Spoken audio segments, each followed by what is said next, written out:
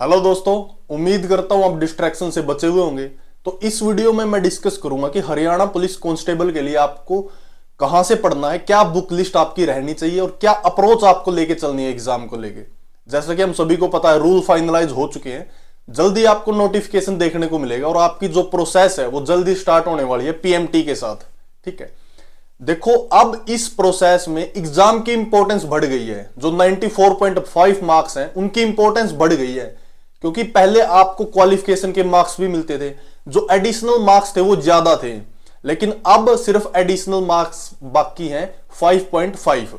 उसके अलावा सिर्फ एग्जाम पे ही डिपेंडेंसी बढ़ गई है। अब सिर्फ उन्हीं का सिलेक्शन होगा जिनके एग्जाम में ज्यादा अच्छे मार्क्स आएंगे।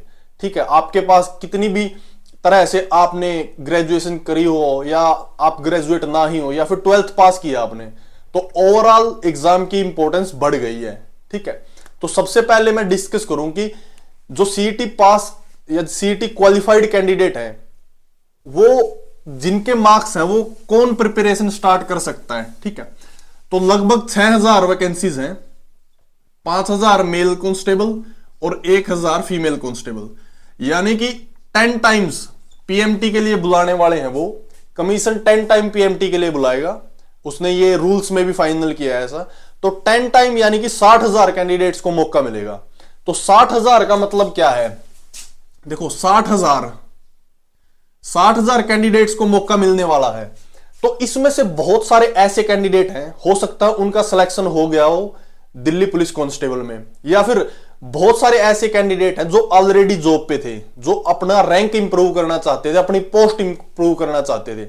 यानी जो टॉपर कैंडिडेट है ना 75 या 80 जो इस सीरीज में लाई करते हैं, वो कैंडिडेट वो हैं जिन्होंने 56 या 57 के लिए सीईटी में बैठे थे। वो हो सकता है वो कांस्टेबल के लिए ना बैठे हों, और बहुत सारे कैंडिडेट ऐसे हैं जो डी ज्वाइन कर जाएंगे। ठीक है, तो हरियाणा पुलिस में आप ये मान के चलो 50 अगर आपके मार्क्स है ना सीईटी में, तो आप इसकी प्रिपरेशन पे जुट जाओ, आप डेफिनेटली अपीयर होने वाले हैं इस एग्जाम के अंदर। ठीक है, क्योंकि बहुत सारे कैंडिडेट है वो निकल जाएंगे, इस करके इसकी कट ऑफ कम रहने वाली है। अगर आपके 50 या 50 से भी कम मार्क है तो अपनी प्रिपरेशन जारी रखो, क्योंकि ये प्रिपरेशन अगर कांस्टेबल में नहीं तो आपकी प्रिपरेशन आगे किसी एग्जाम में काम आएगी, अगला सीईटी में आएगी। हालांकि अभी श्योरिटी नहीं है, बट प्रिपरेशन ऐसे ही होती है, आपको लगे रहना होता है। ठीक है, अपने जो वीक एरिया उसको इंप्रूव करते रहना होता है। ये तो थी कट ऑफ की बात, और ये नंबर ऑफ वैकेंसीज। सबसे पहले मैं बता देता हूं कि क्या प्रोसीजर रहने वाला है। सबसे पहले पीएमटी होगी, देन पीएसटी होगी, और उसके बाद होगा आपका एग्जाम। ठीक है, एग्जाम होगा। आज मैं डिस्कस करूंगा एग्जाम के बारे में कि एग्जाम को लेके आपकी अप्रोच क्या रहनी चाहिए। ठीक है, तो 94.5 इतने मार्क्स का एग्जाम होगा। ठीक है, और 100 क्वेश्चन। तो 94.5 ये तो मार्क्स हो गए एग्जाम के। इसके अलावा जो आपको मार्क्स मिलने वाले हैं, आपको मिलेंगे 2.5 मार्क्स सोशियो इकोनॉमिक्स के, और आपको 3 मार्क्स मिलेंगे एनसीसी के। ठीक है, एनसीसी के मार्क्स का डिस्ट्रीब्यूशन कुछ इस हिसाब से है, जिनके पास ए का सर्टिफिकेट है उनको 1 नंबर, जिनके पास बी लेवल है 2 नंबर, और जिनके पास सी है उनको 3 नंबर मिलेंगे। ठीक है, ये मार्क्स है socio economic marks. Socio economic marks को लेके जितनी भी कंफ्यूजन है मैं एक सेपरेट वीडियो में डिस्कस करूंगा। क्या 5 मार्क्स मिलने चाहिए या नहीं मिलने चाहिए, जस्टिफिकेशन क्या है उसकी, और लीगल जो लीगैलिटी है वो क्या बोलती है। अगर आपका कोई ओपिनियन है तो आप इस वीडियो के कमेंट में कमेंट कर सकते हैं, क्योंकि 1-2 दिन के अंदर वो वीडियो अपलोड होने वाली है। ठीक है, तो 94.5 मार्क्स है, इनको डिस्कस करेंगे। जैसा कि मैंने पहले बताया, इंपॉर्टेंस बढ़ गई है एग्जाम की इन 94 मार्क्स की। ठीक है, जिनका इसमें अच्छा मार्क्स होगा वो इनको भी पीछे छोड़ देंगे।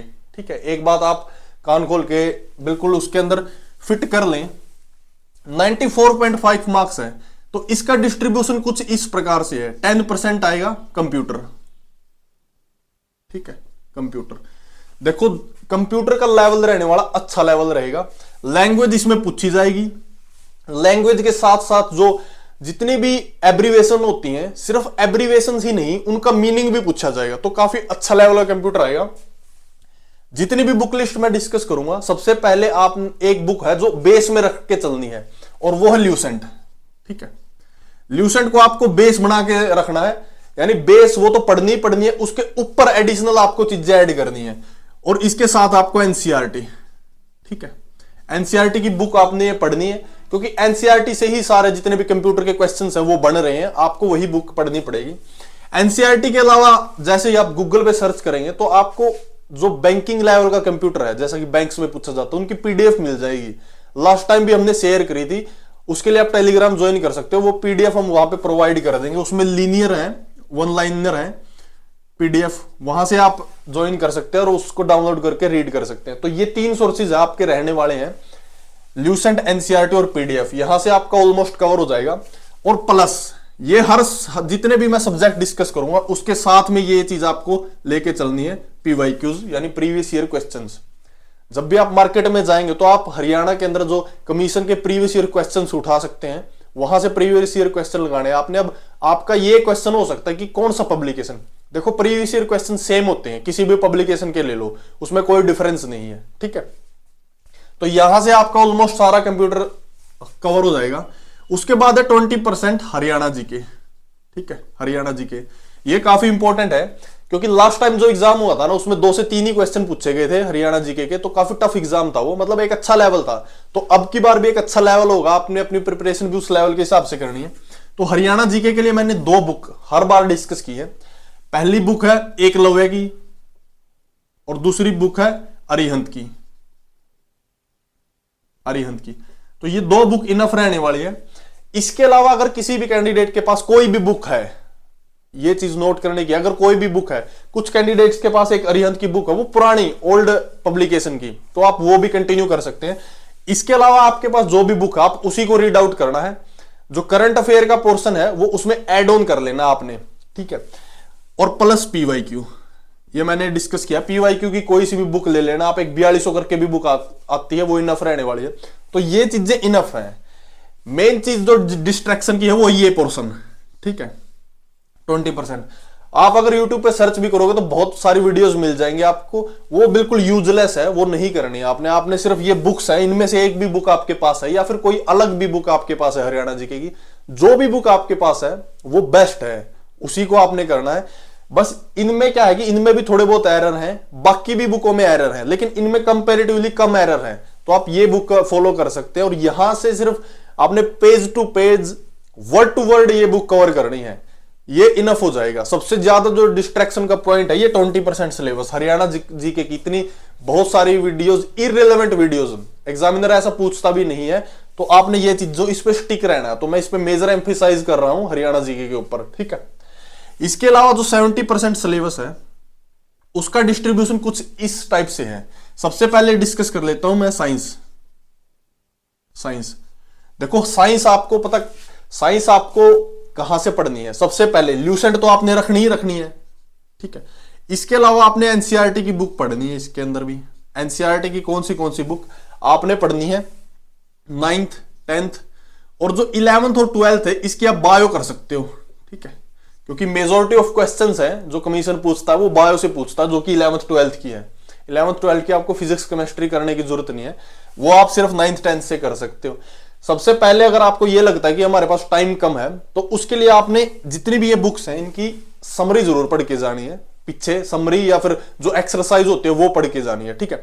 अगर आपको बिल्कुल लाइन टू लाइन नहीं पढ़ना है तो आप वर्ड पेज टू पेज पढ़ सकते हो। There is a difference between line to line and page to page, मतलब जस्ट गो थ्रू हो सकते हो उसके अंदर से। तो यहां से आपकी पूरी की पूरी साइंस कवर हो जाएगी। इसके अलावा एक बुक आती है अरिहंत की। अरिहंत की बुक काफी थिक बुक आती है, एक ब्लू से कलर की, वो आप कर सकते हो। उसके अंदर सिर्फ साइंस है, फिजिक्स केमिस्ट्री और बायोलॉजी, ठीक है, वहां से कवर कर सकते हैं। साइंस आपकी यहां से कवर हो जाएगी। जहां तक मैं बात करूं साइंस की, तो काफी अच्छे लेवल की साइंस देखने को मिलेगी आपको, काफी अच्छे लेवल, क्योंकि 12th का एग्जाम है तो 12th की ही उसमें साइंस उसी लेवल की, मतलब वर्ड टू वर्ड आपको स्टेटमेंट वहां से मिलेगी, उठाई, ठीक है। जैसे कई बार बायोलॉजी में हम प्लांट किंगडम छोड़ देते हैं, तो प्लांट किंगडम से काफी क्वेश्चन पूछता है एग्जामिनर, एनिमल किंगडम से काफी क्वेश्चन पूछता है, तो आपको ये स्किप नहीं करने हैं, वो भी कंप्लीटली पढ़ के जाने हैं, ठीक है। ये है साइंस। इसके बाद है जर्नल अवेयरनेस। देखो जर्नल अवेयरनेस ये एक ऐसी चीज है जो आपको एक्सपीरियंस के साथ आएगी। एग्जामिनर कभी भी जर्नल नॉलेज नहीं रखता, कमिश्नर कभी भी जर्नल नॉलेज नहीं लिखता, जीके नहीं लिखता, वो हमेशा जर्नल अवेयरनेस लिखता है। अवेयरनेस का मतलब ये है कि हाल फिलहाल जो आपके सराउंडिंग में चीजें हो रही हैं उसका एक बैकवर्ड लिंकेज पूछेगा वो, ठीक है। जैसे अभी रिसेंटली जितने भी चेंजेस आए हैं स्टेट गवर्नमेंट में, तो वो पूछ लेगा किसी भी स्टेट का सीएम कौन है, ऐसे वो पूछता है। फिर आपको लगता है कि यार ये तो कहां से भी क्वेश्चन पूछ लिया उसने, आउट ऑफ सिलेबस आ गया। वो आउट ऑफ सिलेबस नहीं आता, वो जनरल अवेयरनेस का क्वेश्चन होता है। मतलब रिसेंटली जो कुछ चीजें चल रही हैं, फॉर एग्जाम्पल इजराइल पैलेस्टीन में जो इश्यू चल रहा है, तो वो वहां से क्वेश्चन नहीं पूछेगा। वो ये पूछ लेगा कि कैस्पियन सी के चारों ओर कौन से देश लगते हैं, रेड सी पे कौन सी कंट्री लगती हैं, ठीक है, वो ये पूछ लेगा। ठीक, इस टाइप के क्वेश्चन पूछेगा। तो इसका मतलब है जनरल अवेयरनेस। सेम चीज आपने ल्यूसेंट इसमें पढ़नी है। और उसके अलावा जो जनरल अवेयरनेस की जो बुकलेट है वो आपको टेलीग्राम चैनल पे मिलेगी, हम टेलीग्राम पे अपलोड कर देंगे, ठीक है। जैसा कि मैंने बताया, जो जनरल अवेयरनेस का जो ये एक्सपर्टीज है, ये तभी आ सकती है जब आपको थोड़ा सा एक्सपीरियंस हो उसके क्वेश्चंस का, कि वो क्यों पूछ रहा है इस टाइप के क्वेश्चंस, ठीक है। उसके साथ ही करंट अफेयर के लिए मैंने बताया कि आपको डेली करंट अफेयर करने की जरूरत नहीं है। मंथली अगर कोई मैगजीन आप पढ़ते हो तो वेल एंड गुड, लेकिन ऐसा नहीं है। एक मैगजीन, कुछ मैगजीन ऐसी होती है जो आप इररिलेवेंट होती हैं, वो पढ़ने की भी जरूरत नहीं होती आपको। तो कुछ जैसे कि फॉर एग्जांपल मैं आपको बताता हूं, करंट अफेयर के लिए आपने कौन सी मैगजीन पढ़नी है। स्पीडी की मैगजीन आती है, आप वो कर सकते हैं। पीछे 1 साल का करंट अफेयर होता है उसमें, वो बिल्कुल कमीशन के लिए बिल्कुल रेलेवेंट बुक है, ठीक है। उसके अलावा आपको कुछ पढ़ने की जरूरत नहीं। कुछ कैंडिडेट दृष्टि वगैरह की बुक उठा के पढ़ते हैं मैगजीन की, वो इररिलेवेंट है, वो यहां पे काम नहीं आएगी। स्पीडी बिल्कुल बेस्ट और रिलेवेंट करंट अफेयर की मैगजीन रहने वाली है इसके लिए, ठीक है। करंट अफेयर हमने डिस्कस कर लिया, जनरल अवेयरनेस, साइंस डिस्कस कर ली। अब जो मैथ और रीजनिंग है, देखो रीजनिंग का तो ऐसा है, जो जितने भी कंसेप्ट होते हैं ना, बार बार वही रिवाइज करने होते हैं। और मैथ के लिए आप अरिहंत की बुक फॉलो कर सकते हैं। अरिहंत की बुक का फायदा यह है, अरिहंत की ब्लू बुक आती है मैथ, उसमें यह नंबर ऑफ क्वेश्चन तो कम है, हर कंसेप्ट समझाया गया है, कंसेप्ट के बाद नंबर ऑफ क्वेश्चन कम और साथ में सॉल्यूशन दिया गया है। तो कमीशन जो हरियाणा के जितने भी एग्जाम्स होते हैं ना, उसमें मैथ कोई ज्यादा लेवल का नहीं आता और टाइम भी इनफ होता है। तो नंबर ऑफ क्वेश्चन प्रैक्टिस नहीं करने आपने सिर्फ कंसेप्ट प्रैक्टिस करना है, क्योंकि हो सकता है किसी ऐसे कंसेप्ट पे क्वेश्चन आ जाए जो आपको पता ही नहीं हो। तो टाइम मैटर नहीं करता, सिर्फ आपको वो कंसेप्ट आना जरूरी है, ये मैटर करता है, ठीक है। तो इसलिए आप वो अरिहंत की बुक पढ़ेंगे, उसमें नंबर ऑफ क्वेश्चन कम है, लेकिन हर टॉपिक दिया गया है। मैं वो आपको टेलीग्राम पे भी डाल दूंगा, उसका जो फ्रंट पेज है उस बुक का, ठीक है। इसके साथ ही इंग्लिश और हिंदी 5 क्वेश्चंस आपको देखने को मिलेंगे इंग्लिश हिंदी के। इंग्लिश के लिए द बाइबल है, प्लेन टू पैरामाउंट। और हिंदी के लिए आपने क्या करना है, अगर आपका कोई सिबलिंग, कोई भाई, बड़ा छोटा भाई अगर स्कूल में पढ़ता है तो उसकी आप बुक ले लेना। वो 6 की ले लो, 7th की, 6 से लेके 10th तक कोई भी बुक ले लो, एमबीडी, आरबीडी, किसी भी पब्लिकेशन की, वो इनफ है। आपने ये नहीं करना, जो मार्केट में बुक अवेलेबल है ना कोचिंग सेंटर की, वो नहीं लेनी है आपने सिर्फ स्कूल लेवल की बुक लेनी है, उसी से आपका काम चल जाएगा। हिंदी आपने वहां से कवर करनी है। जितने भी अलोम विलोम पर्यायवाची जितने भी चीजें हैं, वन वर्ड सब्स्टिट्यूशन, इंग्लिश या हिंदी के सभी ग्रामेटिकल जितना भी पोर्शन है, सारा वहीं से कवर करना आपने, ठीक है। ये मिस्टेक नहीं करनी है कि आप वो कोचिंग सेंटर वाली बुक लेके आए, आपने सिर्फ स्कूलिंग वाली बुक लेनी है। आपको ये चीजें पढ़नी पड़ रही है इसीलिए क्योंकि आपकी स्कूलिंग थोड़ी सी वीक रही है। तो सबसे पहला स्टेप यही है, वो स्कूलिंग की बुक से ही आपको अपना जो स्ट्रेंथ बनानी पड़ेगी, अपना लेवल सेट करना पड़ेगा, ठीक है। इसके अलावा जो मेन पॉइंट है, जो मेन चीज है, वो है एक तो एग्रीकल्चर और एक एनिमल हस्बेंड्री, ठीक है। ये 2 टॉपिक है जो अलग टॉपिक है कन्वेंशनल जितने भी एग्जाम होते हैं। देखो, एग्रीकल्चर और एनिमल हस्बेंड्री, एग्रीकल्चर के लिए जो बेसिक्स है ना, बेसिक आपको ज्योग्राफी से कवर हो जाएगा, ज्योग्राफी की एनसीईआरटी से, ठीक है। जैसे कि क्रॉपिंग पैटर्न कौन से हैं, रब्बी खरीफ की फसलें कौन सी हैं, जूम शिफ्ट कल्टीवेशन कहां पे, उसके लोकल नेम क्या क्या है, ये सारी चीजें, हर क्रॉप का इंडिविजुअल उसके फीचर्स क्या क्या है, राइस के लिए कोई इतना टेम्परेचर की जरूरत होती है, वीट के लिए क्या जरूरत होती है, ये सारी चीजें, जितनी भी बॉडीज है नेशनल लेवल पे, हरियाणा के अंदर जितनी भी बॉडीज हैं, उनकी क्या क्या इनिशिएटिव उन्होंने चला रखे हैं, कौन सी डिजीज वो किस ईयर तक एंड करना चाहते हैं, इस टाइप की, किस किस क्रॉप का साइंटिफिक नेम्स क्या है, ये सारी आपकी कवर हो जाएगी उससे, एनसीईआरटी से, ज्योग्राफी की। उसके अलावा आपने क्या करना है, एक तो क्लास सीरीज आपको मिलेगी यूट्यूब के ऊपर, यहीं इसी चैनल पे, स्टडीग्राम पे, काफी रिलेवेंट मैं उसमें बताऊंगा। उसके अलावा पीडीएफ है, सेम पीडीएफ आपको टेलीग्राम चैनल में अपलोड कर देंगे 1-2 दिन के अंदर, वहां से कर लेना है। सेम चीज एनिमल हस्बेंड्री में है, ऐसे ही आपने करना है। जो जितने भी सेंसेस है लाइव स्टॉक की नेशनल लेवल पे, हरियाणा के लेवल पे, वो रीड करनी है, ठीक है। इसकी भी सिर्फ पीडीएफ और क्लासेस, इनमें दो चीजें आपने करनी है। एक तो वो क्लास की सीरीज आएगी और उसके अलावा ये दो पीडीएफ, ठीक है, ये अपलोड कर देंगे हम, एक कंप्यूटर की, एक ये, टोटल 3 पीडीएफ है इस वीडियो की।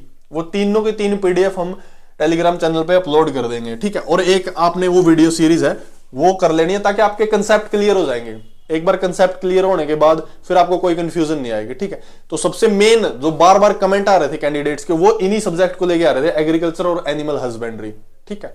तो वहां से आपने कर लेने हैं और आपने रिलेवेंट पढ़ना है, ठीक है, इररिलेवेंट नहीं पढ़ना, ठीक है। मेन चीज ये है। वैसे तो आप अगर एग्रीकल्चर और एनिमल हस्बेंड्री की मैं बिल्कुल ग्रेजुएशन लेवल तक की मोटी मोटी बुक्स भी बता सकता हूं आपको, पर वो इररिलेवेंट हो जाएंगी। जो हमने एग्जाम देखे हैं पीछे कांस्टेबल के, उनमें जो जिस टाइप के क्वेश्चन पूछे गए हैं, हम उसी हिसाब से अपनी स्टडी को कैरी करेंगे, ठीक है। इसके अलावा मैं बताता हूं, एक जो टॉपिक बच गया 70% में, वो है सब्जेक्ट स्पेसिफिक, ठीक है। सब्जेक्ट स्पेसिफिक में ये है, वो पुलिस से पूछेगा, पुलिस से कुछ एक्ट्स पूछ सकता है, पुलिस एक्ट्स, या पुलिस की हिस्ट्री पूछ सकता है, यही चीजें पूछने वाला हो। आपने ये नहीं करनी है कि बिल्कुल डीपली जो सीआरपीसी में इन्वॉल्व होना है। अभी रिसेंटली क्या किया गवर्नमेंट ने, जो एक्ट है उनको चेंजेस कर दिए हैं, उनकी नेमिंग चेंज कर दी, कुछ प्रोविजन बदल दिए हैं और कुछ प्रोविजन नए ऐड कर दिए हैं। तो वो प्रोविजन है जो चेंज हुए हैं, वो हम क्लासेस में डिस्कस कर लेंगे। उसके अलावा पूरा का पूरा आपने पढ़ने की जरूरत नहीं, जस्ट गो थ्रू होना है कि भाई क्या क्या है, कौन सी सीआरपीसी कौन सी सेक्शन में वो अलॉट की गई है। बिल्कुल वर्ड टू वर्ड पढ़ने की जरूरत नहीं है। जो ओवरऑल करक्स होगा हम वो एक वीडियो में डिस्कस कर लेंगे, ठीक है। तो ये थे सभी सब्जेक्ट जिनकी मैंने बुक लिस्ट भी डिस्कस कर दी है। इसके अलावा अगर आपका कोई क्वेश्चन है किसी भी टाइप का इन बुक्स को लेके, तो आप कमेंट सेक्शन में कमेंट कर सकते हैं, we will definitely reply that. इसके अलावा अगर डी को लेके आपकी कोई क्यूरीज है, कोई डाउट आपको, अदरवाइज उसके लिए भी आप इसमें कमेंट कर सकते हैं। बाकी हमने सारे के सारे डिस्कस किए हैं, जितनी भी पोस्टें बाकी हैं वो भी हम आने वाले टाइम में डिस्कस कर देंगे। जैसे लाइब्रेरी और लैब अटेंडेंट, जल्दी उसकी वीडियो अपलोड होने वाली है। बाकी जो टॉप 10 पोस्ट है वो मैं डिस्कस कर चुका हूं, डी की ऑलमोस्ट। तो ये थी हरियाणा पुलिस कांस्टेबल की स्ट्रेटजी, आपने कैसे अप्रोच करना है, क्या अप्रोच रहनी चाहिए आपकी, ठीक है। ये तो थी बुक लिस्ट। अब एक चीज हो रहा है जो मैं इस चीज में शेयर करना चाहता हूं। देखो, एक होता ट्रैक, इस बुक लिस्ट के अलावा आपने क्या करना है, जैसे जितनी भी आप प्रिपरेशन करेंगे ना, तो आपने अपनी प्रिपरेशन ट्रैक करनी है। ये एक मिस्टेक है जो बहुत सारे कैंडिडेट करते हैं। ट्रैक का मतलब ये है कि आपने एक यहां पे A4 साइज पेज ले लिया, उस पे आपने लिख लिया यहां पे साइंस, और यहां पे कॉलम बना लिए फिजिक्स, केमिस्ट्री और बायो। उसके बाद आपने ट्रैक करनी है। जब भी आप ये पूरा कंप्लीट कर देते हैं सब्जेक्ट, तो उस पे ऐसे टिक कर लेना है, ताकि आपको रहे, ये रिकॉल रहे कि आप ये सब्जेक्ट कंप्लीट कर चुके हो। बायो करने के बाद यहां पे टिक करना है, हरियाणा जीके करने के बाद उसको यहां पे टिक करना, मैथ करने के बाद ऐसे टिक करना, इंग्लिश करने के बाद ऐसे टिक करना है। क्योंकि कई बार कैंडिडेट बस यहीं पे सर्कुलर घूमे जाते हैं बार बार, तो बाकी सब्जेक्ट मिस कर देते हैं, ठीक है। तो ऐसे इस सर्कुलर में आपने नहीं फंसना है, इस चक्रव्यूह में नहीं फंसना है। आपने ये चीज करनी है, ट्रैक करते जाना उसको, ठीक है। अगर आप एक बार कर लेते हैं कंप्लीट सिलेबस, उसको ट्रिक ऐसे टिक कर दें। A4 साइज ले ले या अपनी जो नोटबुक जिसको आप हमेशा अपने पास रखते हैं, उसमें ये चीज करनी है आपको। ये चीज काफी इंपॉर्टेंट है सिलेक्शन के लिए, क्योंकि कई कैंडिडेट क्या करते हैं, वो मिस कर देते हैं इन चीजों को। क्या पता वो साइंस पढ़ के नहीं जाते, उनको ये आइडिया नहीं रहता कि उसने साइंस कर ली या नहीं कर ली, कौन सा सब्जेक्ट उसका मिस हुआ है। आप ऐसे ट्रैक करेंगे तो आपको ये चीज पता रहेगी कि कौन सा सब्जेक्ट मिस हुआ है या किस सब्जेक्ट पे कम टिक है। अगर एक बार करने के बाद जब आप दोबारा रिवीजन करेंगे तो डबल टिक, फिर थर्ड, फोर्थ, ऐसे टिक। जिस सब्जेक्ट पे कम टिक रहेंगे तो आपको आइडिया लगेगा कि यानी ये सब्जेक्ट कम रिवाइज हुआ है, एक ही टिक है, और ये सब्जेक्ट ज्यादा बार रिवाइज हुआ है, इस पे ज्यादा बार टिक लग चुके हैं, ठीक है। तो ये चीजें आपने फॉलो करनी है। और ये ट्रैक वाली चीज है ना, ये उन कैंडिडेट के लिए भी हेल्पफुल है जिनका सिर्फ 1-2 नंबर से सिलेक्शन रह जाता है, उनके लिए काफी हेल्पफुल है। कुछ कैंडिडेट ऐसे पूछते हैं कि बहुत सिर्फ 1-2 मार्जिन से मिस कर गया, तो वो मार्जिन कब बढ़ेगा? वो मार्जिन तब बढ़ेगा जब आपकी मिस्टेक आप रियलाइज करेंगे। मिस्टेक आप कब रियलाइज करेंगे? जब अपनी पूरी की पूरी प्रिपरेशन को ही ट्रैक करेंगे। तो आपने ये ट्रैक करना है, ये इसको हम ट्रैक सिस्टम बोलते हैं, ठीक है। तो इसके अलावा भी अगर आपका कोई डाउट है तो कमेंट सेक्शन में कमेंट जरूर करें। So this is all in this video. Thanks for watching. Thank you.